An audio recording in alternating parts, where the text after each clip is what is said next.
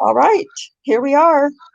We're trying to keep our composure because we're all laughing at, not at Catnip, but with Catnip because she is giving us goofy stuff in Discord and making us laugh. And so I got distracted. I didn't realize it was quite time. So we're a couple minutes late. I apologize. As usual, I have my co hosts with me tonight, Alice and Cherie. Hello. And yep, say hello, Hi, everyone. everybody. um, I'm trying to be better. I'm trying to work out this whole bookcast thing better in better ways. I don't like hearing myself talk all the time, despite what some others might believe. I really don't. I'm not, I just don't, it doesn't always have to be me. It's why I have co-hosts. So I'm trying to dump it on Alice and Cherie, and I'll just pop in and throw in my 2 cents where I feel like it. So we're going to try this.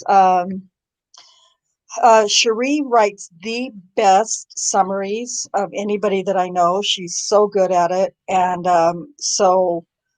she's done a really, really good summary of this one tonight for tonight's chapter 10, which is called The Wrong Man.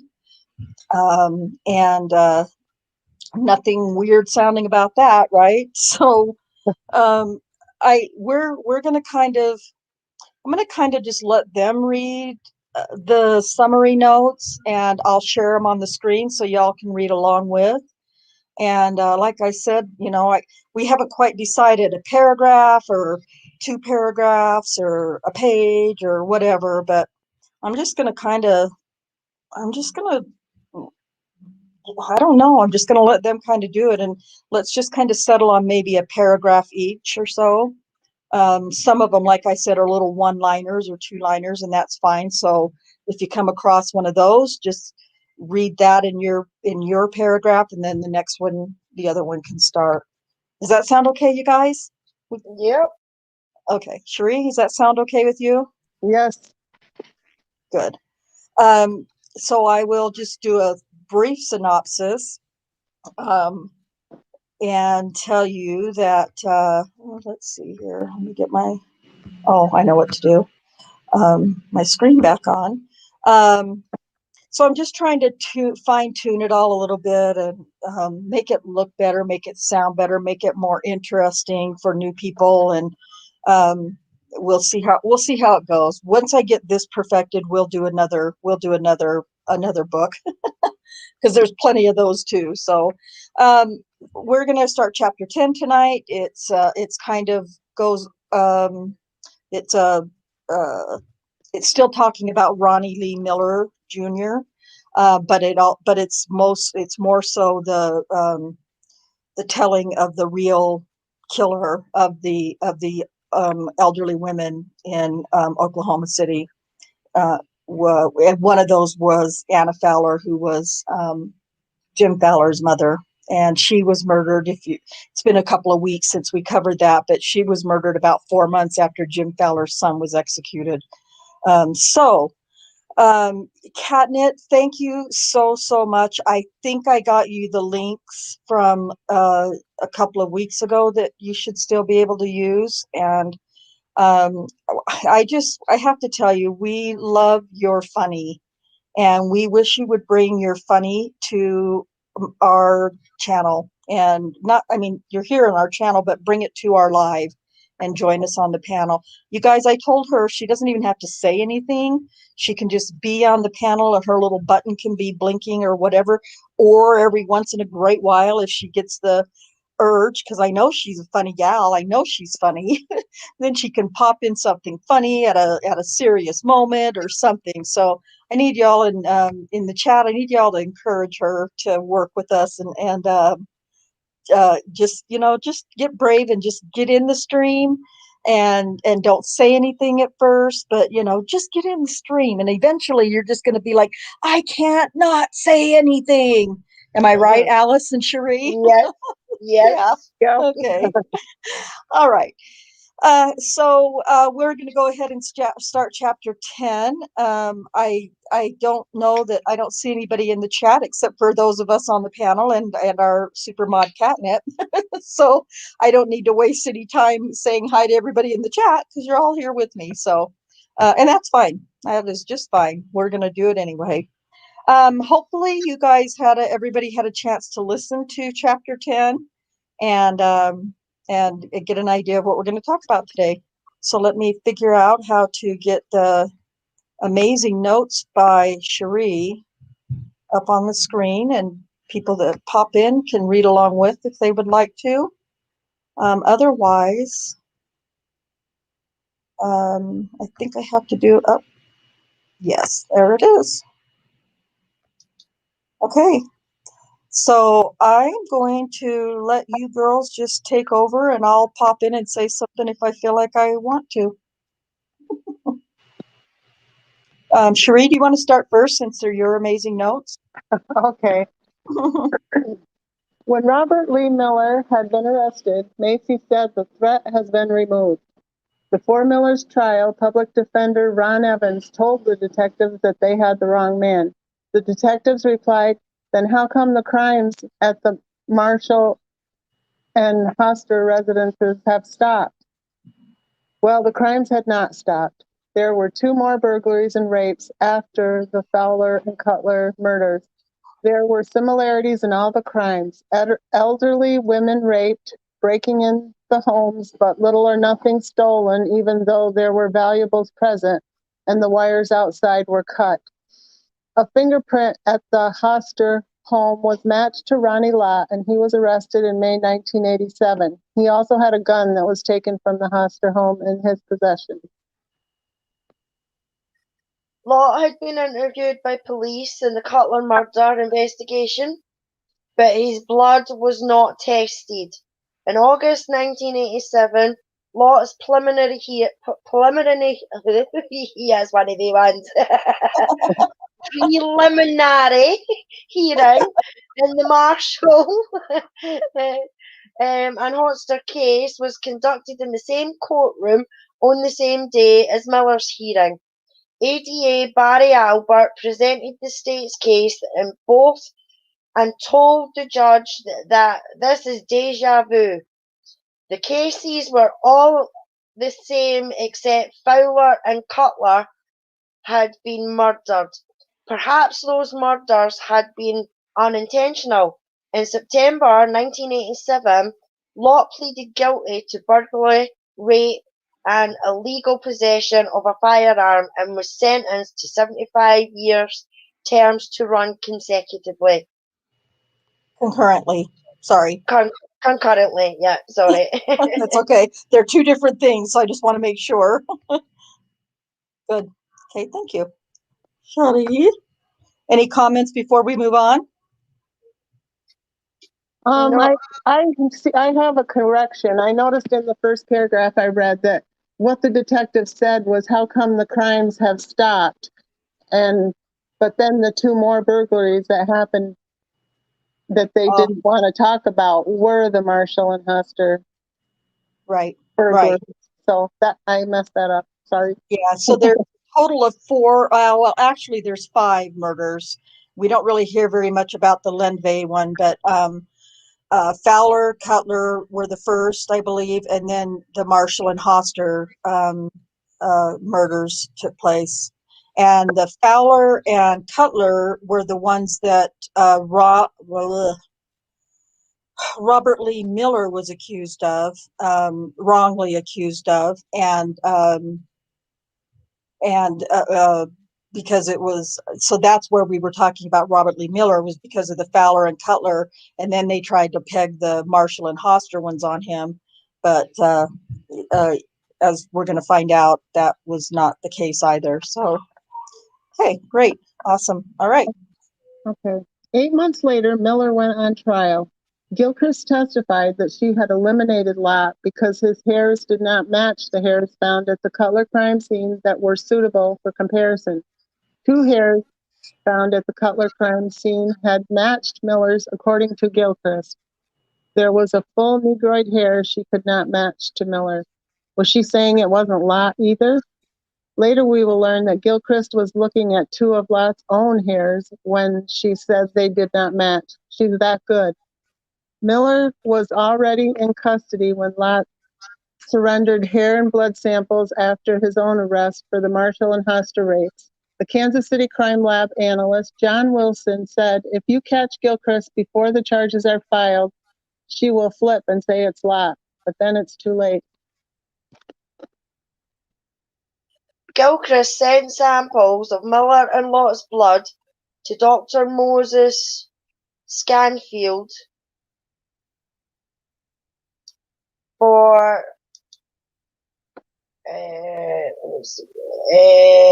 Moses, I think it's Moses Shanfield. Shanfield. I think so, yeah. Did I go up too far? Yeah, that's okay. I've got it here. No, for allotyping testing in September 1987. By then, Lott had pled guilty and Miller was awaiting trial. Her cover letter stated that there were similarities and the following reference blood needs to be examined.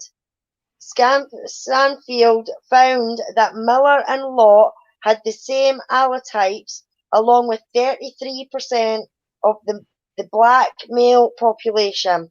He considered Lott excluded not due to the allotype testing, but because Lott's PGM subtype never turned up in any serological tests. He could have said the same about Miller, because Miller's, although different from Lott's, did not turn up either. Gilchrist said at trial that PGM types were not detectable in semen, but her own test proved this statement false. Bum, bum, bum. As well as we will see in the next chapter, she said they degraded too quickly for her to identify them.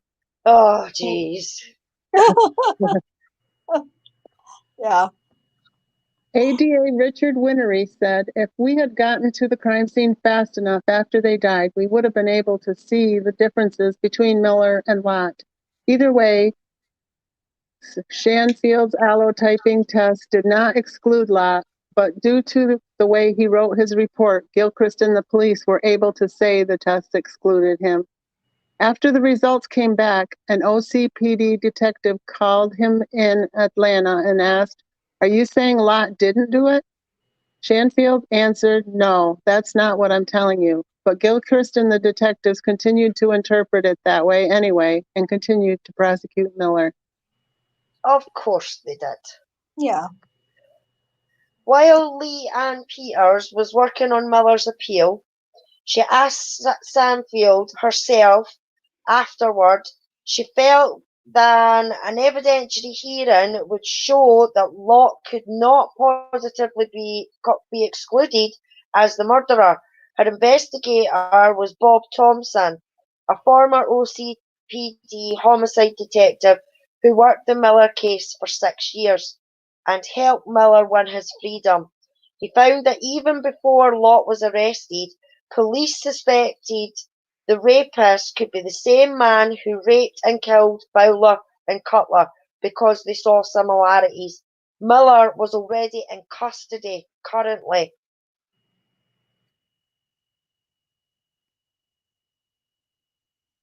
I'll read. Yeah, okay, go ahead. You go. Yeah, I was just going to say, Gilchrist sent Shamfield's written report to the defense, but withheld her cover letter. Did she not want the defense to know why she had sent Lott's blood and no one else's for further comparison? The defense hired Brian Raxel. Well, now we were just talking about Brian Raxel the other night. What were we? Oh, in John Farrak's book.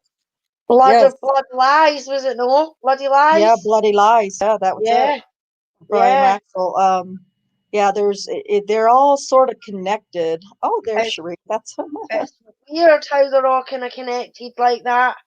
Yeah, it's crazy. It's crazy. Yeah. Yeah, so Brian Raxel. Yeah. So the defense hired Brian Raxel to re-examine serological evidence. His tests basically confirmed Gilchrist and Davis's results. Miller had the same blood type and secretor status as the suspect, along with about 30% of the population. If Raxel had been given Lott's blood sample, he would have come to the same conclusion about Lott. All right, it's you, Cherie. Did she come out again? Oh, whoops. Sorry. Oh, you're fine. One difference between their blood was DNA. There was time and money to perform a DNA test. The state had spent hundreds of thousands prosecuting Miller in both his trial and subsequent appeals. The prosecution withheld all information about Lott except for his field interview, his name on the list of original suspects, and Dr. Shanfield's serological report. Miller's trial attorney, Ron Evans, had focused on another suspect, not Lott, at trial. ADA Barry Albert said he had told Evans about Lott, but Evans said he never had. Leanne Peters was working for Bob Ravitz. Leanne Peters was working for Bob Ravitz's public defender's office. Ravitz gave Peters money to have Raxel perform DNA tests. When Peters asked for semen evidence from the Fowler and Cutler murder, she was told it had been destroyed. Raxel went back to look at the evidence he had examined at trial. Raxel had cut pieces from the bedclothes and sent the items back. He hadn't used them. Alice. Other evidence from the Miller case was also missing. Byron Boschel discovered 2 hairs Gilchrist had matched to Miller at his trial were missing. Boschel later determined that the hairs had been destroyed, as well as the rape kits from Marshall and Hoster's case. That's unbelievable. You know what I mean? It is unfriggin' believable that they can just lose things like that, you know? Yeah, they just lose them and don't know where they went. And we're talking about biological evidence, which is not supposed to be destroyed or lost or anything. So that makes it worse. But I mean, if you look at it as well, though, Rhonda, I mean, this is in 1987 that this shit has gone on. You know what I mean?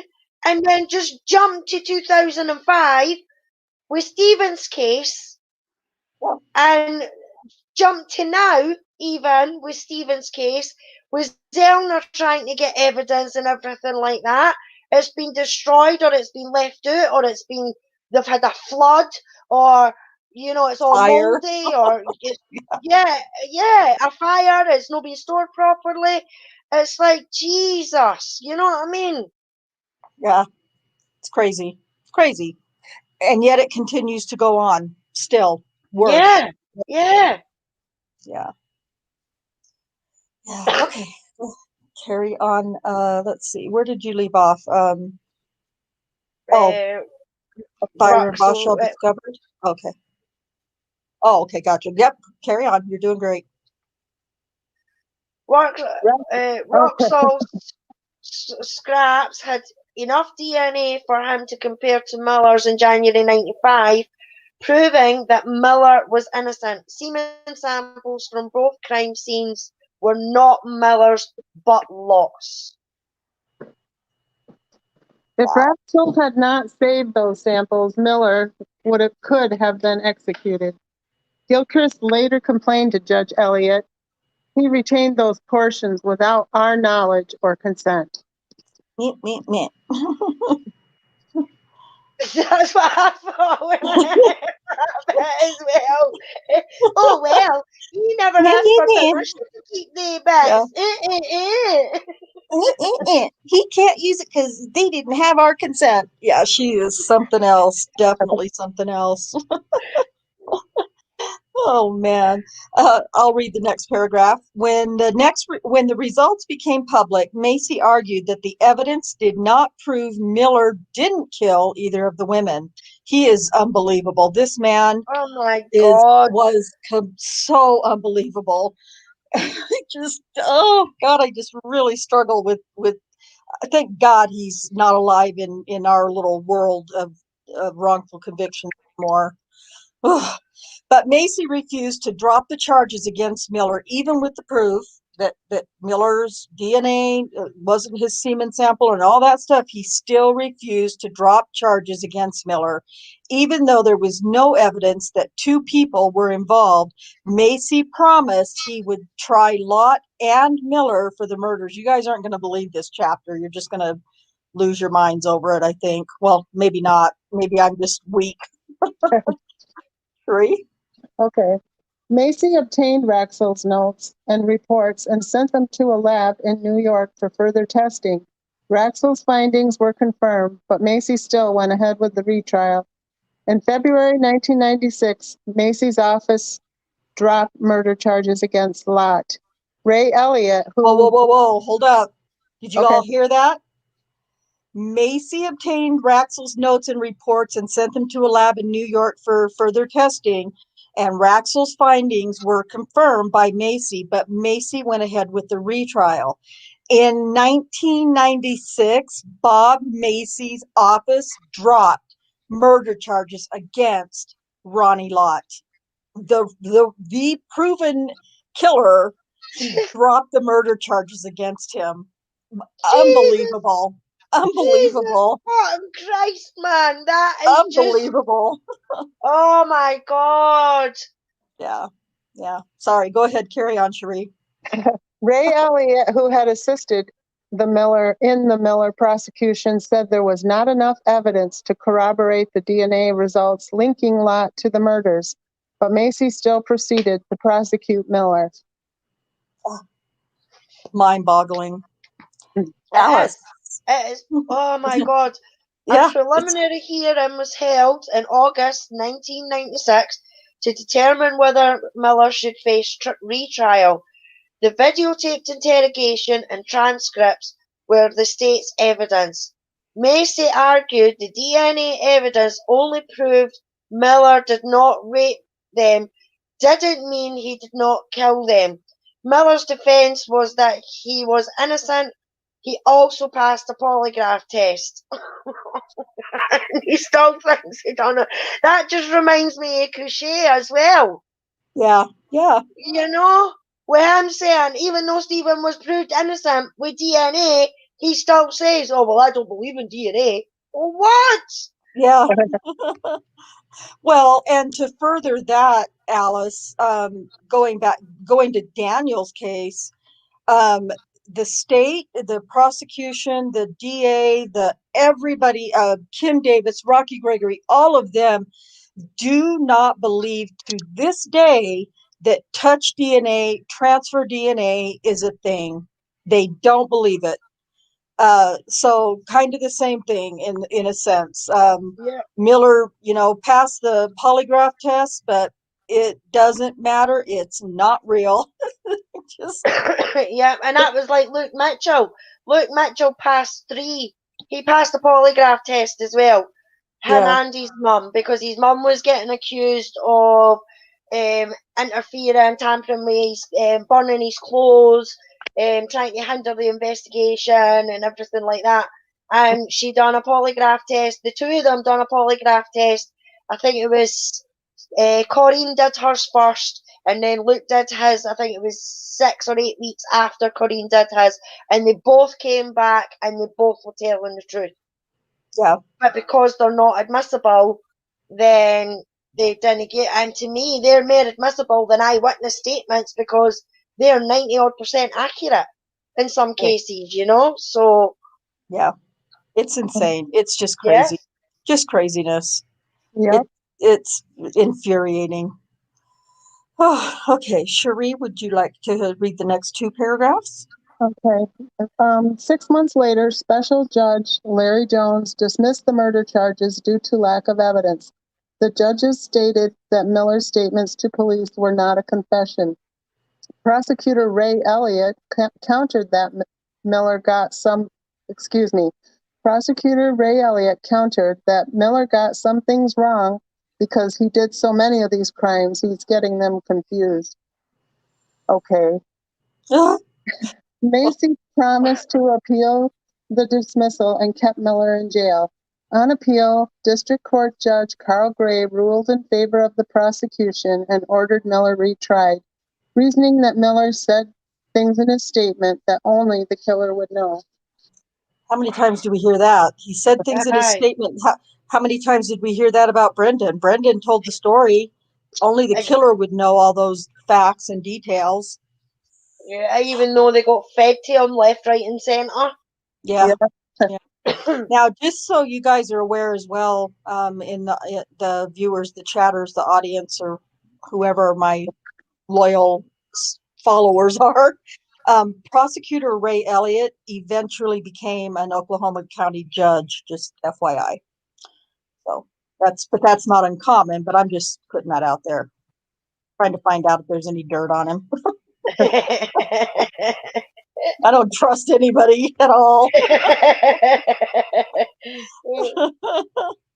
All right. Let's see. Oh, Alice. Days later, Macy refiled charges against Ronnie Lott. Macy feared that refiling charges against Lott before he knew whether he could refile against Miller would be an admission that Lott, not Miller, was the murderer. Tim Wilson appealed to the OCCA. OCCA decided to let the retrial proceed. On January 22nd, 1998, Judge Charles Owen served attempted break-in charges in the Lindevy case from Fowler and Cutler's murder charges. That same day, Macy dismissed the charges against Miller, and he walked out of the Oklahoma County Courthouse as a free man after nearly 11 years on death row. Jesus. But I'll just read just this one paragraph, and then Cherie, you can carry on from there.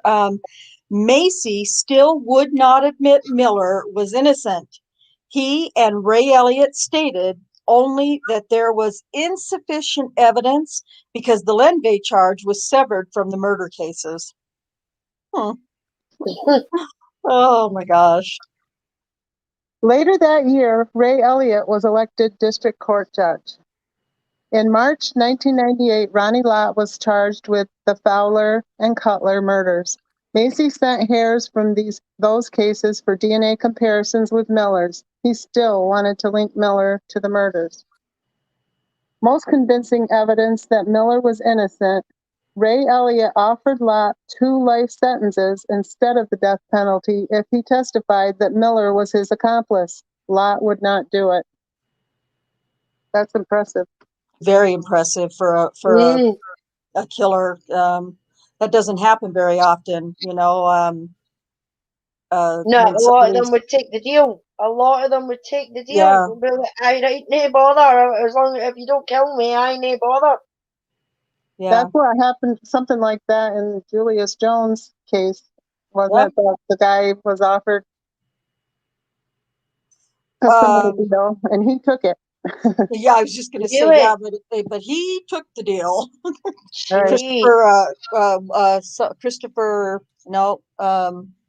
Christopher somebody. I can't remember his last name. Yeah, Julius Jones too. That's another. Yeah, that's true. That's a great point, T1. I'll let me just go ahead and put that up here. T1 says, "Wow, the killer has more character than the prosecution." Shaking my head. No shit, right? That's insane. Thank goodness. I mean, you know, a killer, and not just a killer, but he's a rapist. He's a killer, of course, but not just of 1 or 2. I mean, I think there were a total of 5 that I can recall, at least in this chapter, that he was guilty of killing. and raping and, sodomizing and breaking into their homes. And so, yeah, it's just insane to me that this kind of stuff went on. But yes, that's a very good point, T1, that the killer had more scruples than the damn prosecutors. It's insane. Yeah, it is. I Oh, mean, especially there when he couldn't prove that Macy, he still could have been a lookout. What? yeah. What? Yeah, he's just determined as all hell to just to hem Ronnie Lee Miller up, or Robert Lee Miller up, and for no reason. Aye. No reason. I mean, it's not. But I Read mean, that. it's not just Read that. I that mean, again. Read that once more, Alice. when he couldn't prove that Macy, he still could have been a lookout. So, in other words, because Macy couldn't have the proof to spot the DNA proof for Miller, he was still saying, but he could have been a lookout. Yeah. Are you fucking serious? Come on. It's insane. It's crazy. It is ludicrous. It is absolutely ludicrous. And I mean, this isn't the first time that Macy's pulled this bullshit. No, it's not. A few chapters before, I don't know if it was maybe chapter 6 or something like that, he'd done exactly the same and said Yeah. the exact same thing. Oh, but he could have been. Well, he could have been outside in Could the have. car or something He, like that. You know he what I could have mean? been. Yeah, Oh exactly. my god! Yeah, it's insane. Yeah.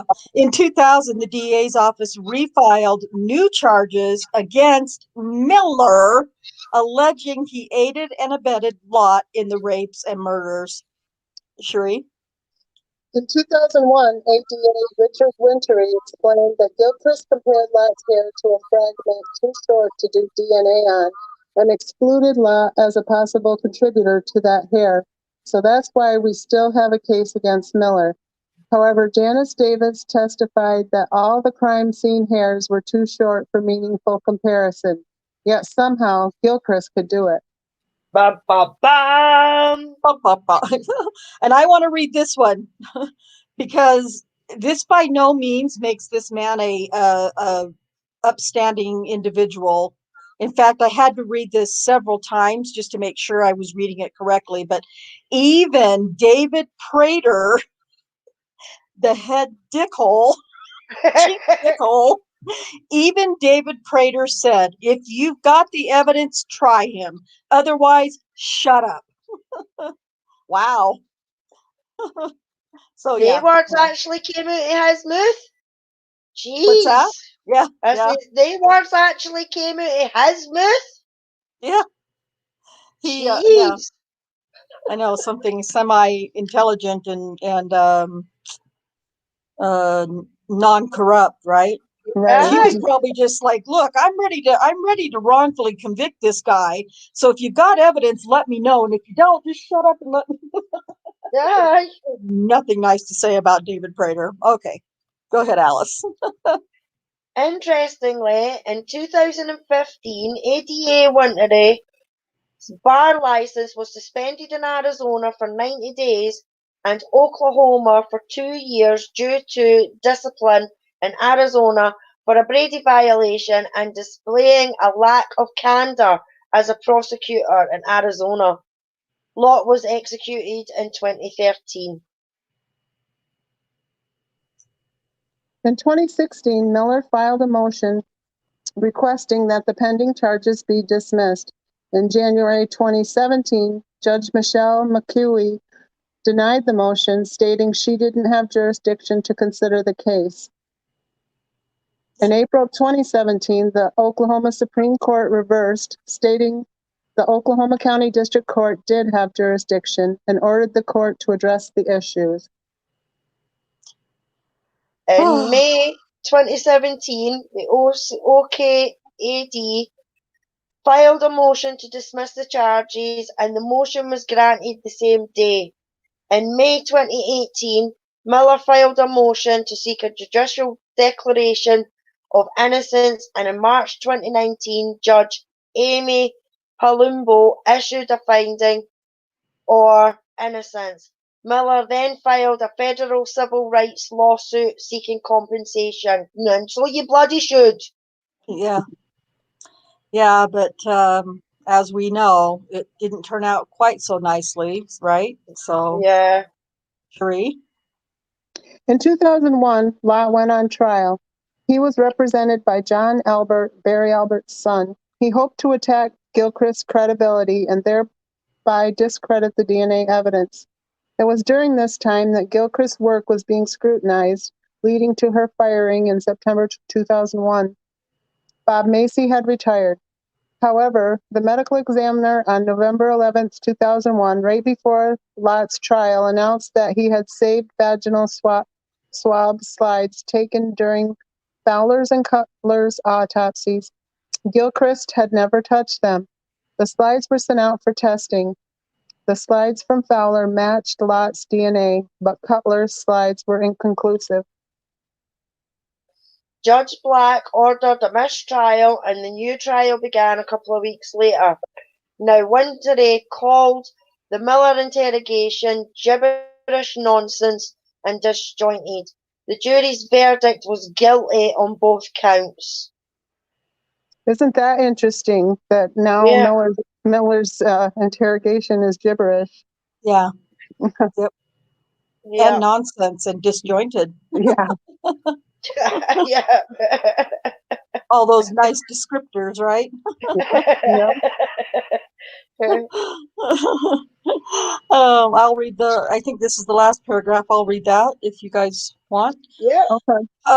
Jim Fowler, whose son Mark had been executed, intended to testify during the sentencing phase that even though Lott had been convicted of killing his own mother, he believed that a life sentence was by far a more extreme punishment. However, ADA Wintory called Jim to his office and stated he could only state his name, relationship to the victim, and what kind of punishment he would like to see. Wintory did not want Jim telling the jury that life without parole was perhaps a more suitable punishment. Lott was given the death penalty. Jim, when asked whether he would attend Lott's execution, stated that if Lott had nobody there for him, he would. God, I just get chills every time we talk about the, I don't know, the heart The of Jim character. Fowler. I mean, Yeah. yeah. I'm just that goes to show the kind of character that man has had. You know what I mean? His son got executed, and then 4 months after his son got executed, his wife got killed, or his mother got His killed. mother, yeah, was murdered. You know, and he still didn't want the death penalty. Yeah. And there he's gone to a guy's execution, you know? Yep. Yeah, and Catnett said it. His compassion is wow, absolutely. Yeah. I would really love to meet Jim Fowler someday, because he should be, well, he is a part of advocacy groups, and he lobbies against the death penalty and things like that, of course. But the compassion that this man has is just, you know, no, I just feel like no one can hold a candle to it. And as you know, as much as he's advocated against the death penalty because he promised his son he would do that, he said that he would witness, he would go and witness Ronnie Lott's, Ronnie Lott. I get so confused. It's Robert Lee Miller Jr. and Ronnie Clinton Lott. I get their names mixed up. But he said that he would, I would do it for him if he didn't have anybody else there with him. And so, I don't know. I guess I should have looked into it a little bit, but I don't know if anybody showed up to Lott's execution or not. Um, now, there was something I was going to say too about, so Jim Fowler had a brother and a sister, I believe, and they were allowed to get up in court after the verdict and give their victim's impact statement. They were allowed to say whatever they wanted to say in the victim impact statement. Um, and of course, they wanted the killer of their mother executed and whatnot, and that's their choice. That's their opinion. That's how they feel, and I would never say it's wrong or whatever. That's completely a personal decision. But a sibling, Jim Fowler, was specifically told by the ADA, the only thing you're going to be allowed to say is your name, your relationship to the victim, and what you'd like to see done. And I I don't know. I don't recall if he said anything or not. Do you guys remember at the end of the chapter? I don't remember if he actually gave a victim's impact statement or not. But hey, Jack. But to be told what you can say, what you can only say in your victim's impact statement is astounding, shocking, and wrong on every level. Every Yeah, level. yeah, because it's their statement, it's how they're feeling. So if they're getting told, well, all you can say is your name, Alibaba, and so was my son or my daughter, then Hmm. that's not an impact statement. You No. know what I mean? If you're the parents of the victim, you're going to want to be able to tell that person exactly what you think of them. Right. Even if you do agree, I mean, for somebody that agrees with the death penalty and that, of course they're going to turn around and say, I want them dead, I want them executed, they should be executed, their life should be taken, and that's that, and they're allowed to have their opinion because they're angry, they're suffering, they're grieving. So their baby's just been taken away from them, no matter what age they are, it's their baby, and they've been taken away in the most horrible way, so they're going to want that perpetrator to pay for it. Right. And then you've got the other ones that are, well, don't believe in the death penalty, but still say they should spend the rest of their lives in jail. Hmm. Yeah. There's Oklahoma, and again, this is in the early 2000s. So Oklahoma hasn't come along any farther since then. They're still just as corrupt and just as evil. And I have tried to reach out to Mark Furman, by the way, and his publicist, woo, woo, woo, woo, says that he's busy working on other projects right now and that he would not be able to do an interview with me. So I believe I have access. He's got like 6 or 8 different email addresses. And so I just thought, you know what, I'll just send an email to every one of the email addresses that I can find on him and see if he would just be willing to do even just a letter interview. I could send him a list of questions, or we could send him a list of questions. And then, if he would even be willing to send back responses, I would even be satisfied with that much. But I really would love to get Mark Furman for an interview. So I'm not going to give up. I'd like for him to know that we're covering his book, one of his books, and that we would like to see some follow up from him, possibly in Oklahoma, Yeah, based on we do have the Julius Jones execution. That's God, any day that well, I believe he's in oh, is that oh gosh, am I getting Julius Jones mixed up with Rodney Reed? No, Julius Jones is in the second phase, I believe, of uh what's the word I'm looking for, Cherie? The clemency petition. Clemency petition. Yes, thank you.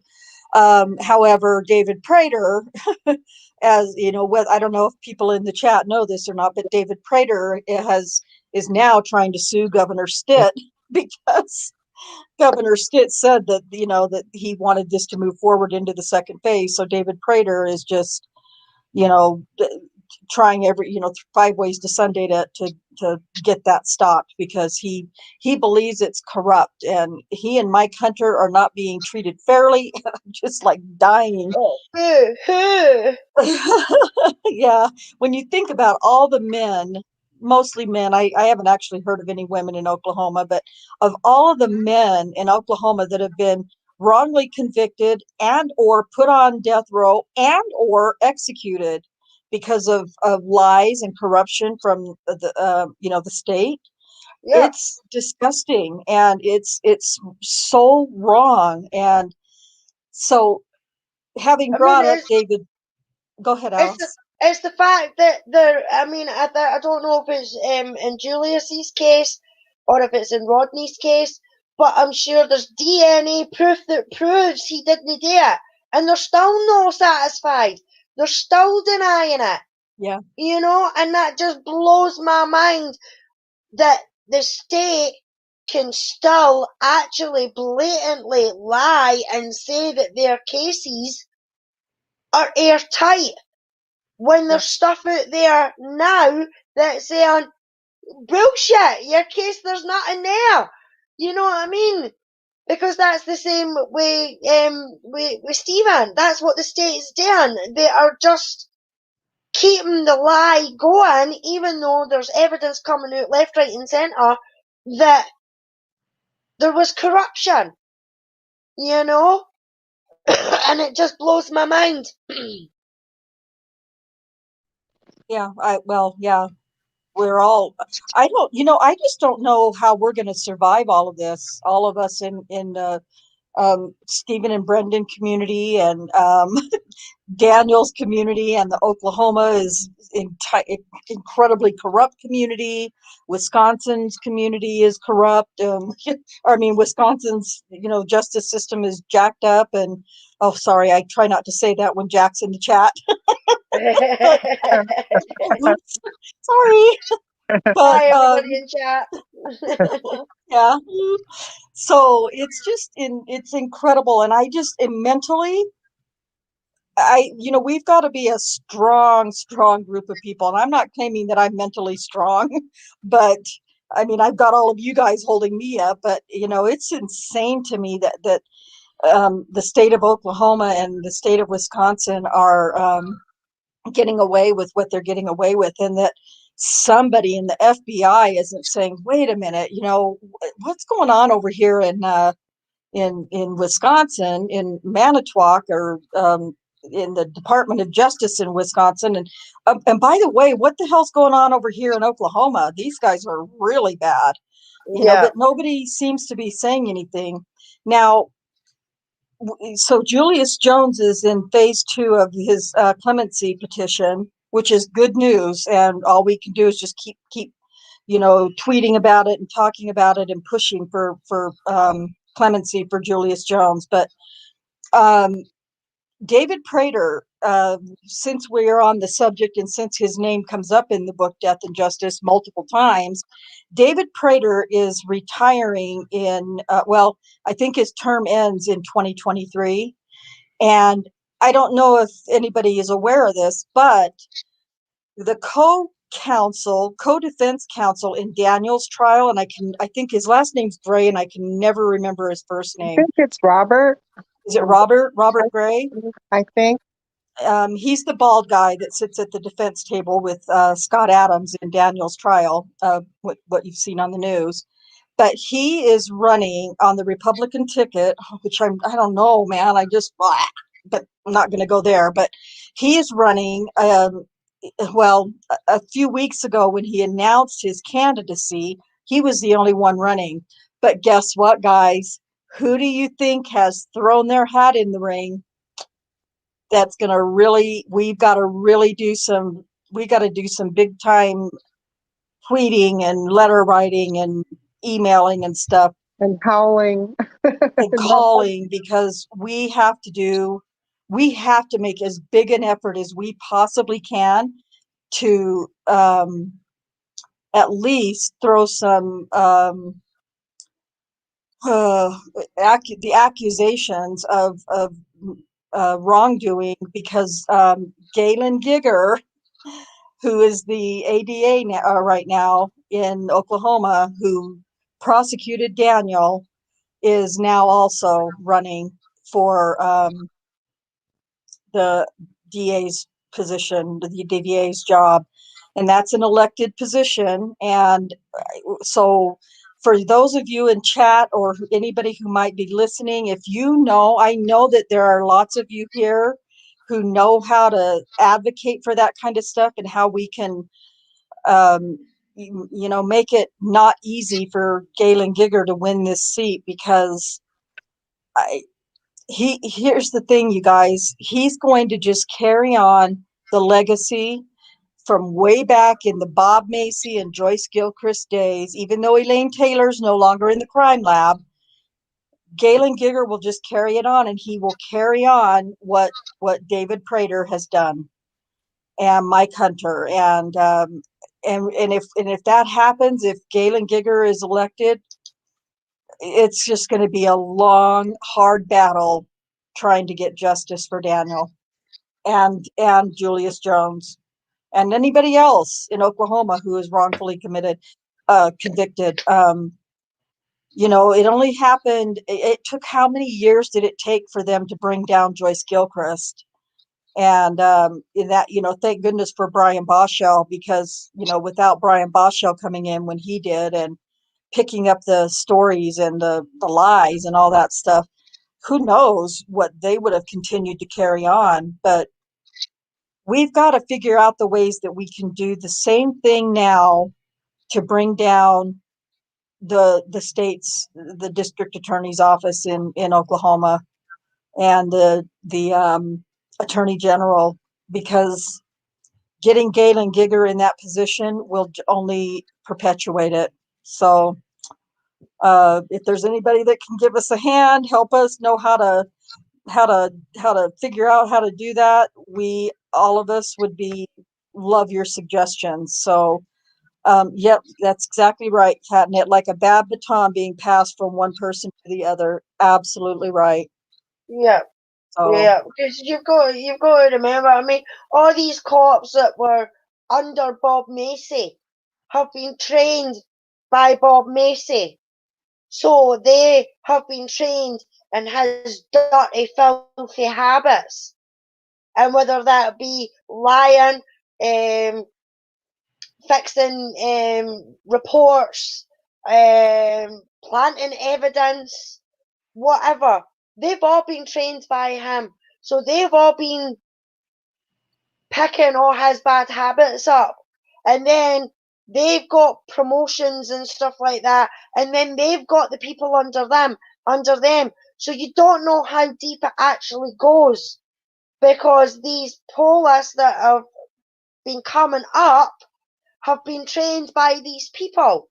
So I'll have the mentality of these people as well. So when there's a coloured person who is being accused of something that they did in the day, oh, well, they must have done it because they're coloured, and that's what coloured people do.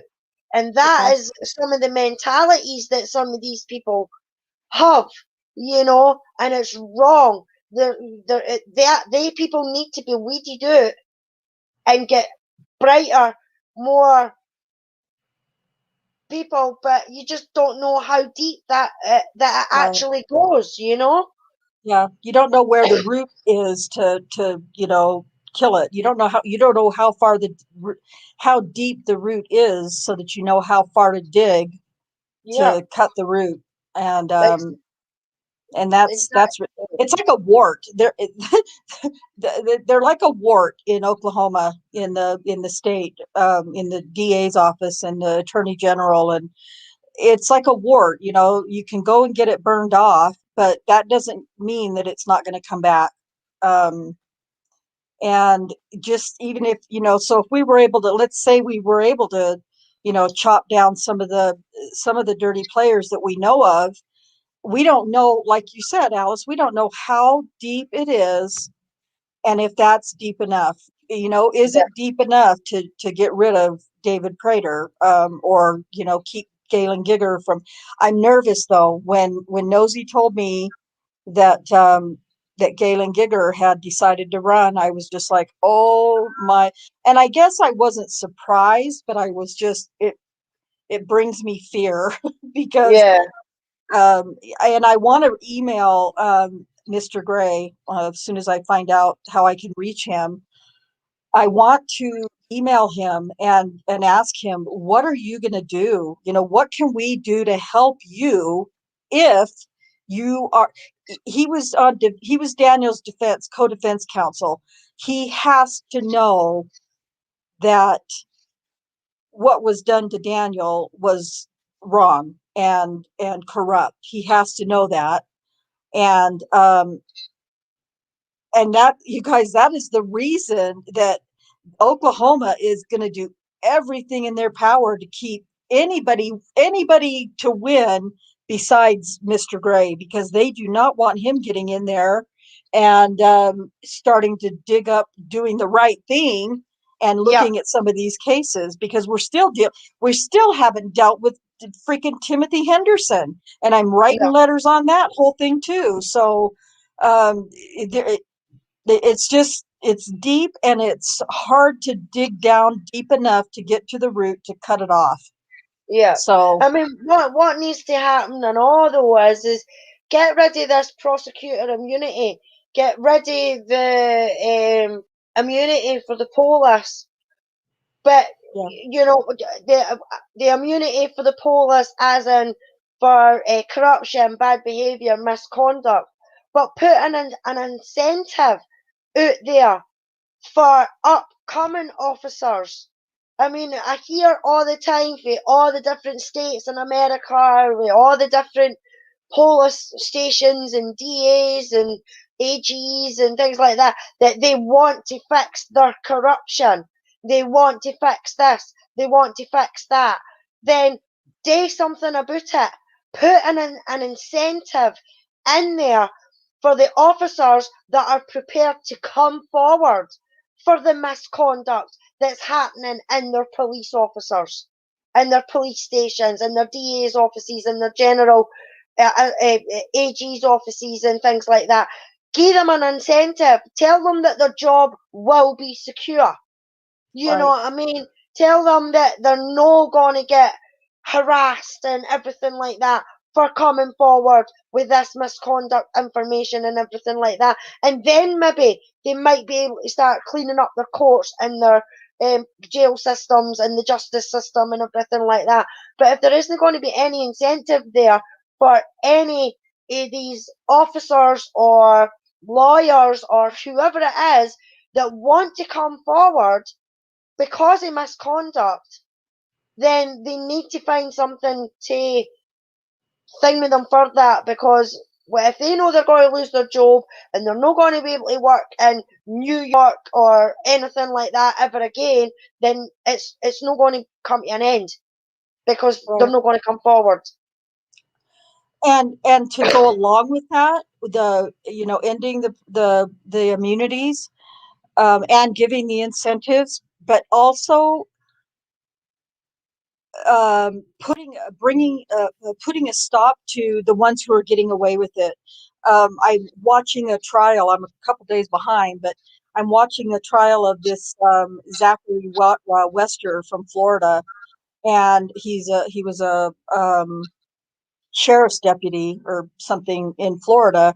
And this guy, I'm really disgusted watching this trial because he was pulling people over and planting drugs on them. And anyway, he's been caught now. And so I guess this was like from 2016 to 2018, he was planting drugs on these people. And I don't know if any of you have watched any of this trial or not. I know Susan's been watching it. It is horrible what this man did. And one of the guys, it's just awful. I just recommend that you go back and start the trial at day one. And when you start getting into the victims that this guy pulled over, um, and what, because it shows all of the police cam video and everything else, and some of the stories that some of these poor victims are telling are heartbreaking, that this cop just like, he's just like, well, sorry, it's a felony in Florida. And I have no discretion in that, in a felony charge. I have to. And so now he's been caught and he's on trial, and body cam footage is nailing him left and right, at least as far as I can tell.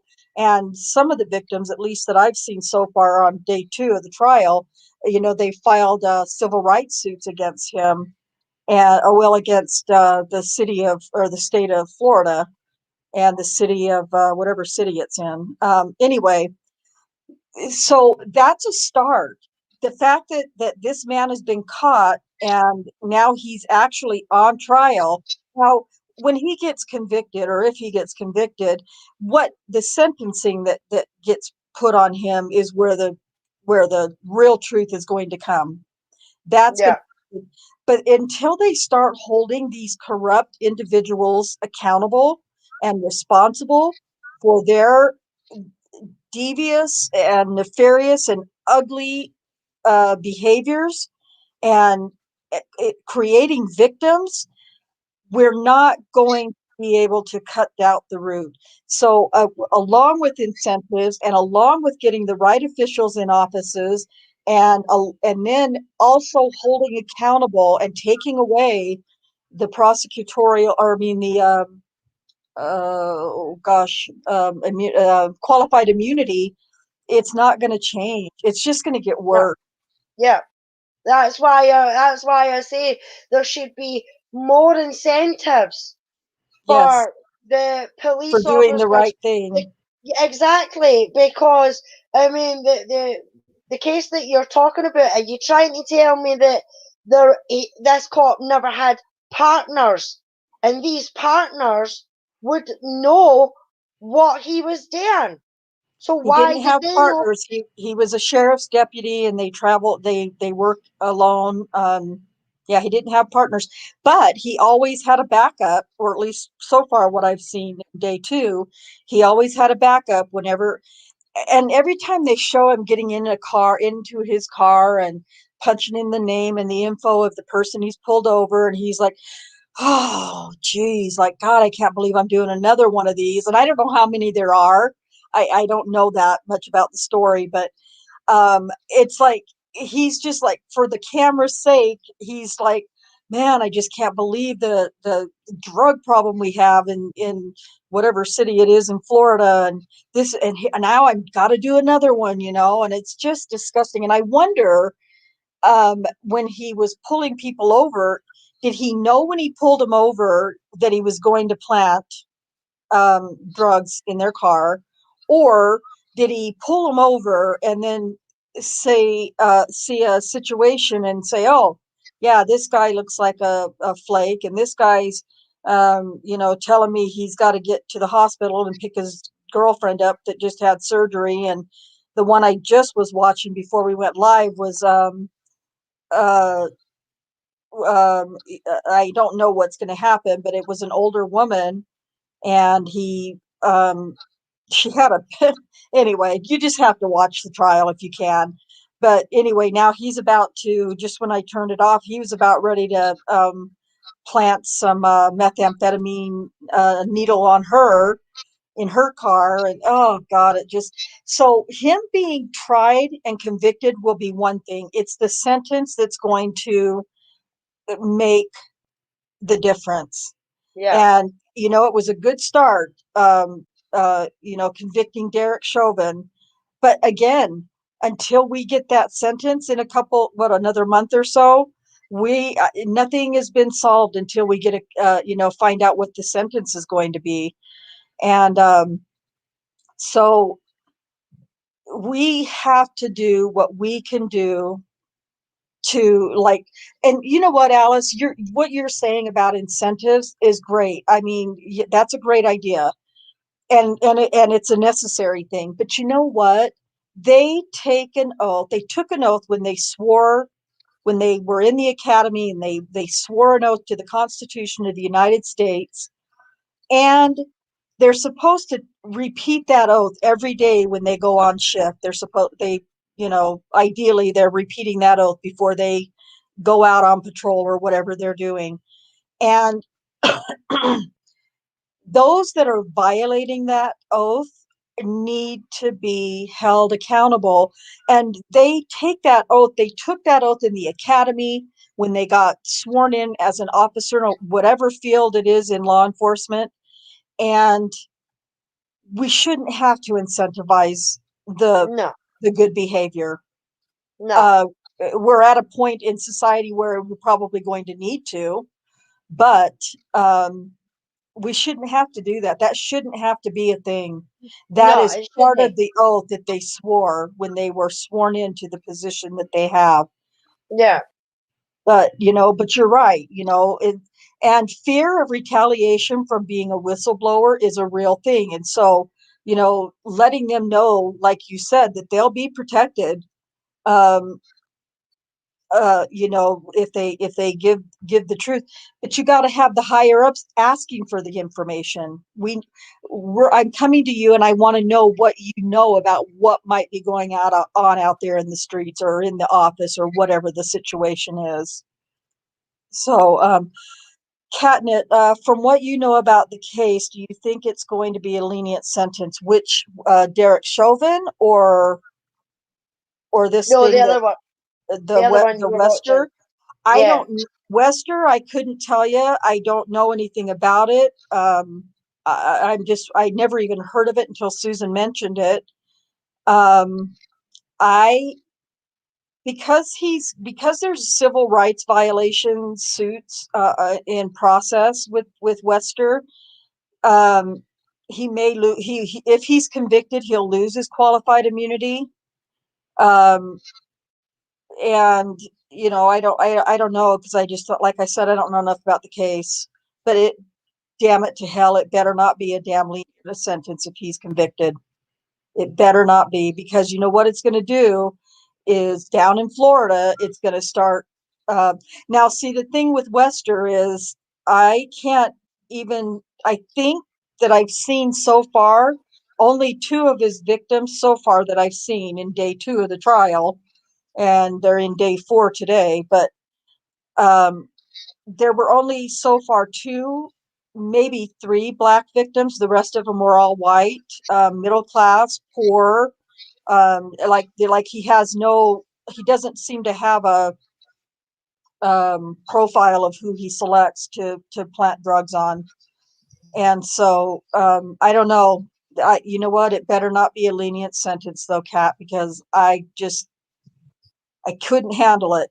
And the same with Chauvin. If he doesn't get that minimum sentence for murder too, man, I'll tell you what, Minnesota is going to burn. yeah. And I'm not here advocating for violence. I'm not.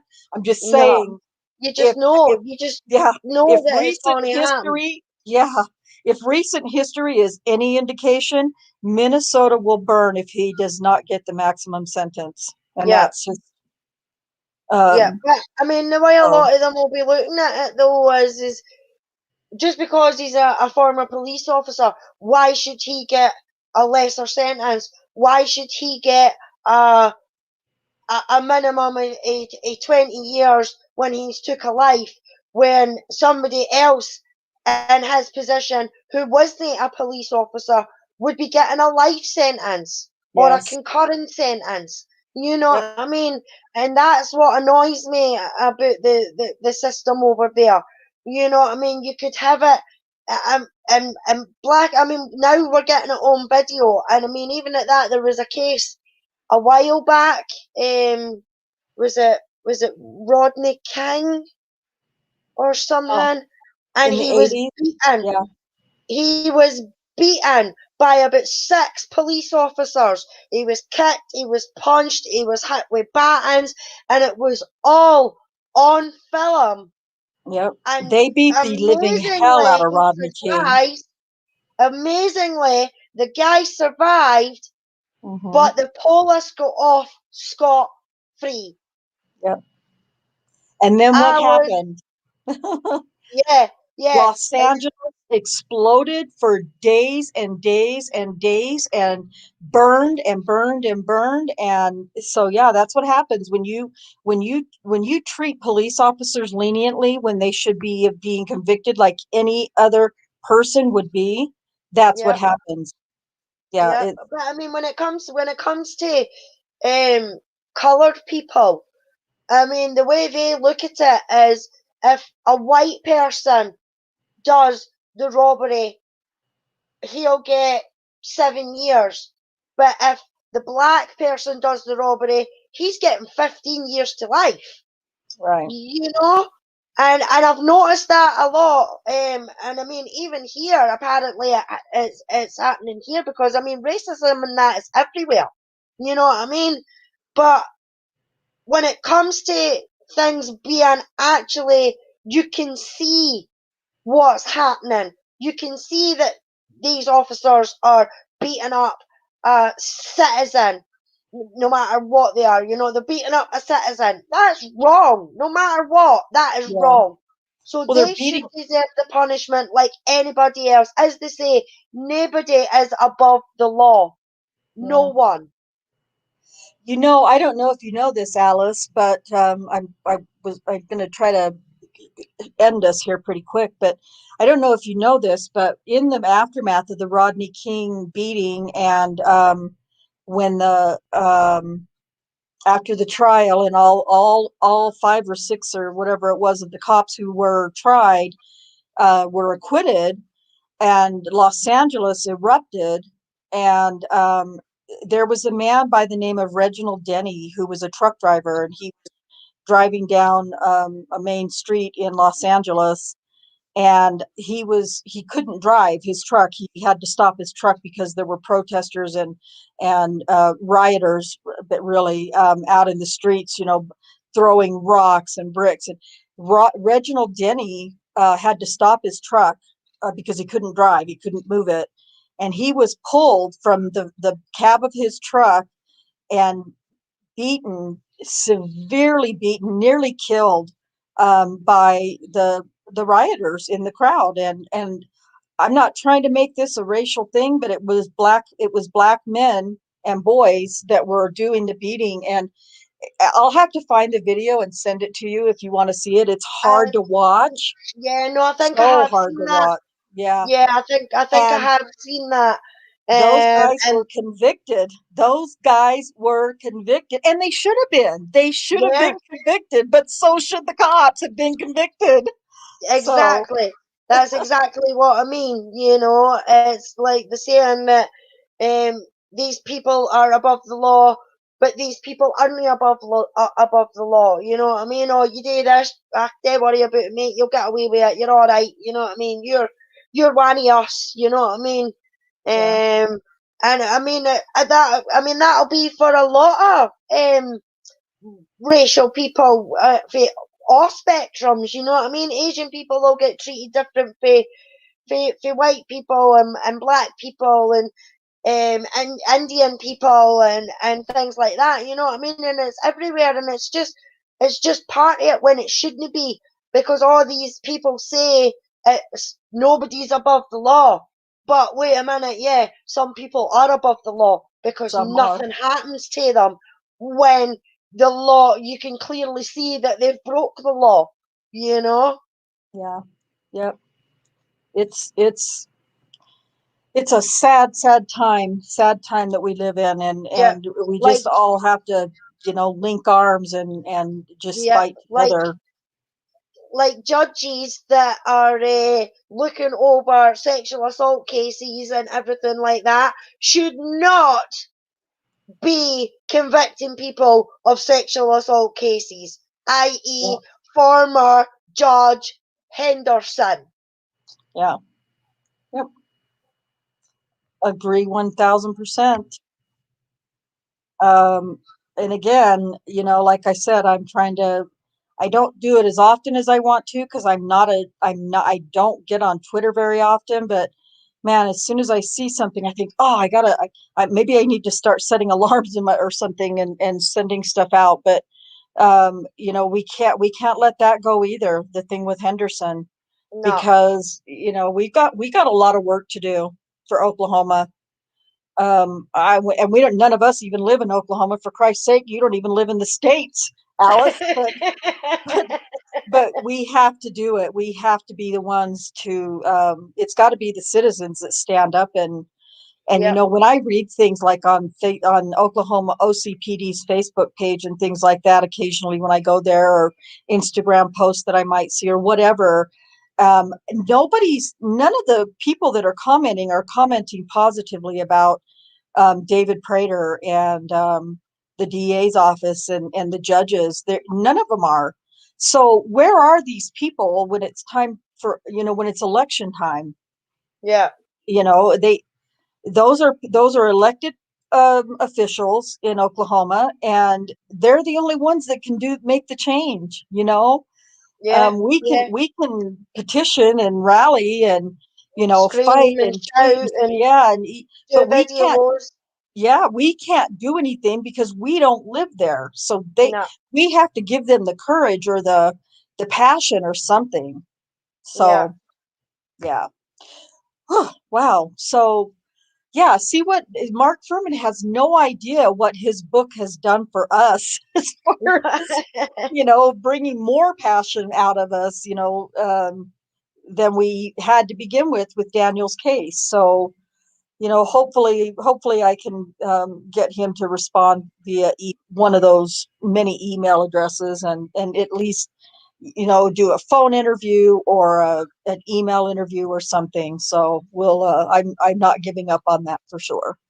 So, all right. Yes, it does. It has got us fired up big time, huh? Sometimes we take it out on the live stream, but oh well. That's how it works. That's how we get others fired up. So, all right. Do we have any other questions or comments from the chat? Sorry, everybody in chat. We kind of just took over and well, I don't know. You're all able to say whatever you'd like to say and we'll address it, So if you have any more comments or questions from the chat, then drop them now or forever hold your peace. Catnip, thank you from the bottom of our hearts for dropping all the links for us. We really appreciate it. Hopefully you guys look at some of those links of the articles and different things about, when we're talking about chapters in the book, because they're real things. And I think if you start reading some of the details that we're talking about in the book, you'll get fired up too. And then you'll be up here on the panel with us. Rah! Well, Cherie, what have you got for us to wrap up? Oh, well, I don't know if you call it a wrap up. Just thought it was interesting that Bob Thompson, who was a former OCPD homicide detective, worked for 6 years to help Miller with his case and win his freedom. And that's a guy I'd like to learn more about. Are you talking about the one from Kansas City? No, Kansas? no, he was a former OCPD homicide detective, but he became a PI. It looks like a private investigator. Oh. Helped Robert Lee Miller and get his Right. freedom, gain his freedom. Right. Sorry. So, The names, there are so many names and so many of the names that we recognize from current events that I forget who's who. Yeah. I'd like to meet him too. Yeah. Maybe our next road trip after rally is going to have to be to Oklahoma. By the way, Cherie and I are going to rally this year in Manitowoc. So I just booked my flight yesterday and my car rental, and I was trying to spend Cherie's money very wisely for her and her husband last night in an amazing Airbnb. Anyway, but that's a whole other topic. But so we're going to be going to rally, and hopefully I won't be able to go live, because guess why I can't go live, everybody? I don't have enough subscribers. So if y'all can help me get up to, I think it has to be 1,000 subscribers before July 8th. I can do lives from from Manitowoc.